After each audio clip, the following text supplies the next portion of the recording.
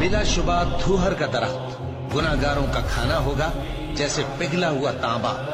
वो धूहर पेटों में इस तरह खौलेगा जिस तरह गर्म पानी खौलता है। हुक्म दिया जाएगा कि इसको पकड़ लो और खींचते हुए दोज़ख के बीचों बीच ले जाओ, फिर उसके सर पर खौलता हुआ पानी उंडेल दो कि अजाब पर अजाब हो। अब मजा चख, तू बड़ी इज्जत वाला और सरदार था।